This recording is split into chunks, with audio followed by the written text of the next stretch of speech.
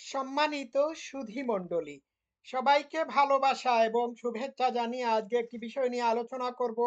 আজকের আলোচ্য বিষয় হলো জন্মের আগে থেকেই আপনি যে ৪টি চুক্তিতে স্বাক্ষর করেছেন। কথাটা অবাক লাগছে আপনাদের কাছে? আপনারা মনে করতে পারেন জন্মের আগে কিভাবে ৪টি চুক্তিতে আপনি স্বাক্ষর করলেন বা সই করলেন? হ্যাঁ, সই করেছেন। এটি হচ্ছে অলিখিত চুক্তি। আপনার অজান্তেই এটি আপনি করেছেন। তো ৪টি জিনিস জন্মের আগেই আপনি করে ফেলেছেন। আপনার চোখ ফুটার আগে, মুখ দিয়ে কোনো শব্দ বের করার আগে এবং শ্বাস-প্রশ্বাস নেওয়ার আগেই এই কন্ট্রাক্টে সাইন করেছেন।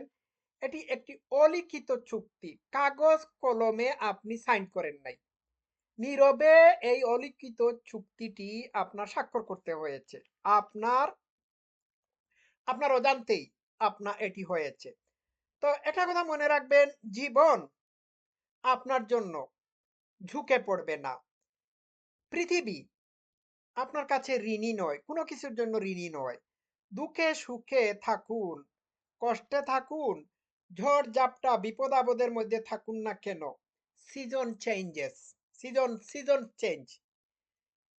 জলবায়ুর পরিবর্তন হয়, ঋতুর পরিবর্তন হয়। এতে আপনি কষ্টের মধ্যে থাকুন আর সুখের মধ্যে থাকুন, যে পরিস্থিতিতেই থাকুন না কেন, এইগুলো ন্যাচারালি হতে থাকবে। আপনার জন্য এইগুলো পরিবর্তন হবে না।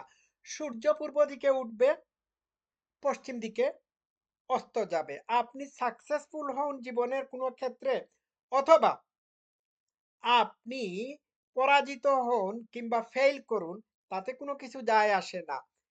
নেচার বা প্রকৃতি আপনার জন্য থামবে না। আপনার জন্য থেমে আপনার দুঃখের সময় আপনাকে সান্ত্বনা দেবে না, অথবা আপনার সুখের সময় আপনার সুখ বা সাকসেসকে সেলিব্রেটও করবে না। এটি কোনো নিষ্ঠুরতা নয়, এটি হচ্ছে বাস্তবতা, এটি হচ্ছে চরম সত্য। একটা কথা মনে রাখতে হবে যে আমরা বাইরের কোনো জিনিসকে কন্ট্রোল করতে পারি না, বাইরের জিনিসের প্রতি আমাদের কোনো চয়েস নাই। কিন্তু আমাদের নিয়ন্ত্রণের বাইরে যেসব জিনিস আছে বা যে সমস্ত ঘটনা আছে বা যে সমস্ত জিনিস রয়েছে, সেইগুলোর প্রতি আমাদের রেসপন্সকে আমরা কন্ট্রোল করতে পারি। ঠিক আছে? তো আপনি যে কন্ট্রাক্টে সাইন করে এসেছেন, অলিখিত কন্ট্রাক্টে সাইন করে এসেছেন, এটির বিষয়ে প্রথম যে সাইন আপনি যেটি করেছেন সেটি হলো, যে কন্ট্রাক্টে সাইন করেছেন, কন্ট্রাক্টে বা চুক্তিতে সাইন করেছেন, সেটি হলো আপনার জীবনে এন্ডলেস পেইন আসবে।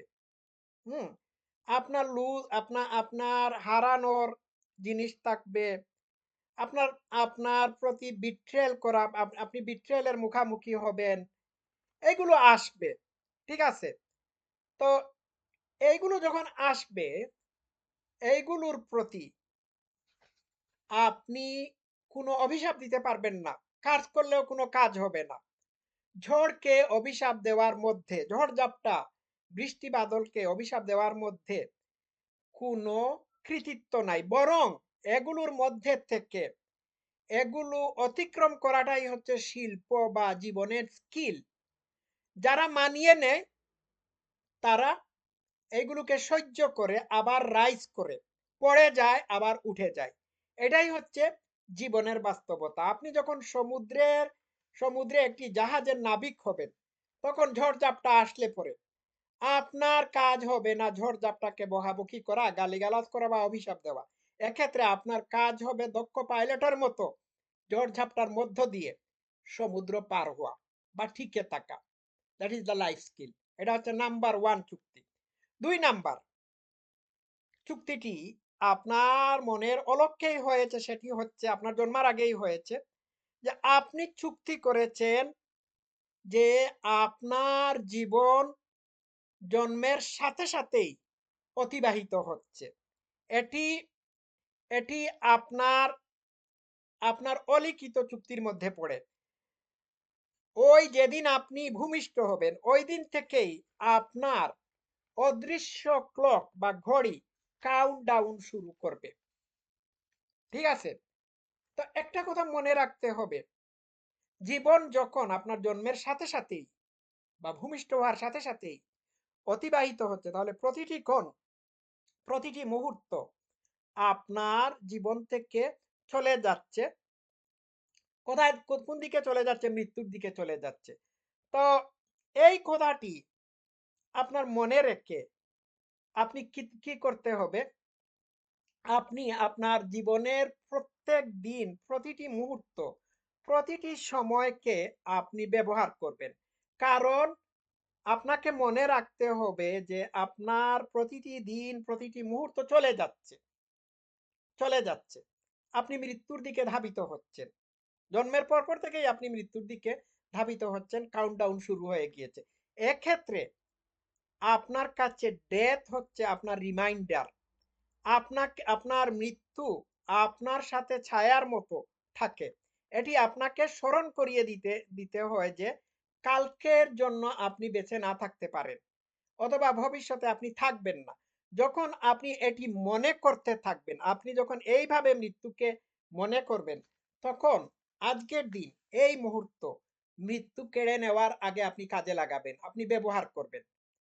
বুঝতে পেরেছেন? তো কালকের জন্য বাঁচা যাবে না। আজকের জন্য আপনাকে বাঁচতে হবে। আপনার সময় ওর আপনার জীবন বা জীবনের সময় কোনো লোন না। আপনি কারো কাছ থেকে লোন করে নিয়ে আসেন নাই যে আপনি পরে দেবেন। আপনার জীবনের প্রতিটা সময় অতিবাহিত হচ্ছে। হ্যাঁ, ঠিক আছে? যে এটা লোন না বা ধার করার জিনিস না বা টাকা-পয়সা না যে আপনি পরে দিলে হবে। ঠিক আছে? গেল এইটা।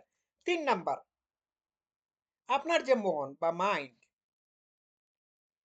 এটি আপনার জন্মের আগে থেকেই আপনাকে দেওয়া হয়েছে। আপনার জন্মের আগে আপনাকে টাকা-পয়সা, বাড়ি-ঘর, সহায় সম্পত্তি, জব, চাকুরি, গাড়ি, বাড়ি এগুলো দেওয়া হয় নাই।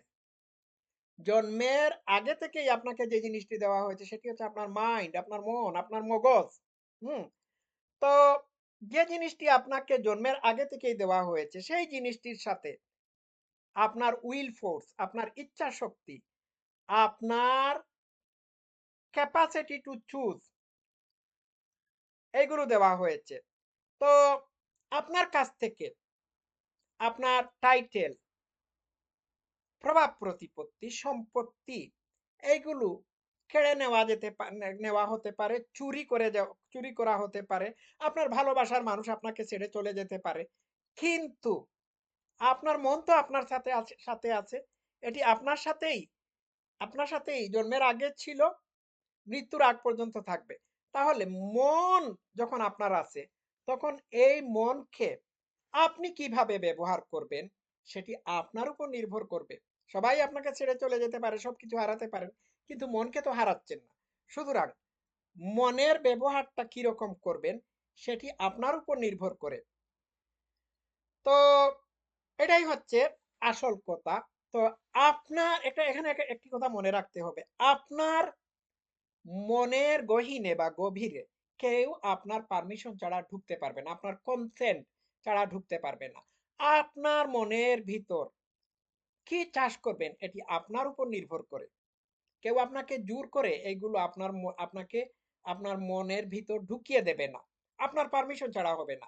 আপনি কোন বই পড়বেন, কার সাথে উঠা-বসা করবেন, নেগেটিভ কথা শুনবেন নাকি পজিটিভ কথা শুনবেন, ইউটিউবের চ্যানেলে কোন ভিডিও শুনবেন, কোন নিউজ পেপার পড়বেন, সারাদিন কিভাবে কাটাবেন, এইগুলো আপনার মনের উপর নির্ভরশীল। অন্য কোনো মানুষ আপনার অনুমতি ছাড়া বা অন্য কোনো মিডিয়া আপনার অনুমতি ছাড়া আপনার মনকে কোনো কিছু গিলাতে পারবে না। Consumption E the choice of consumption is years. এই কথাটি মনে রাখতে হবে। ঠিক আছে? ৪ নাম্বার যে জিনিসটি হলো, এটা একটা অলিখিত চুক্তি। আপনার জন্মের সাথেই আপনি কান্না করেছেন। নিশ্চয়ই you are disturbed by natural things. আমি এটা সায়েন্টিফিক ব্যাখ্যা করব না। শুরু থেকেই আপনার সাফারিং এর কারণে সামান্য ব্যাঘাত ঘটার কারণে আপনি ১ম এই যে কাজটি করেছিলেন আপনি কান্না করেছিলেন। তো আপনার জীবনে পেইন আসবে। হুম? আপনার পেইন হচ্ছে আপনার দুঃখ, কষ্ট এগুলো হচ্ছে কনস্ট্যান্ট কম্পানিয়ন। এইগুলো আপনাকে পিষ্ট করার জন্য আসে না। এইগুলো আসে আপনাকে পাহাড়ের মতো বিপদ-আপদে দাঁড়িয়ে থাকার জন্য, অনড় হয়ে দাঁড়িয়ে থাকার জন্য। যে দুঃখ কষ্ট আপনি পাচ্ছেন, এই দুঃখ কষ্টকে যদি আপনি আপনাকে আরো স্ট্রং বানানোর জন্য ব্যবহার করেন, তাহলে কাজ হবে। মনে রাখবেন হাতুড়ি দিয়ে অ্যা লোহাকে পেড়ানো হয়, লোহাকে শেপ দেওয়ার জন্য। সোনাকে পুড়ানো হয় খাঁটি করার জন্য। আপনার জীবনকে দুঃখ কষ্ট ঝড়-ঝাপটার মধ্য দিয়ে এইভাবে খাঁটি করে তুলতে হবে। আজকে এই পর্যন্ত থাকুক। সবাই ভালো থাকবেন। Love you all. Thank you so much.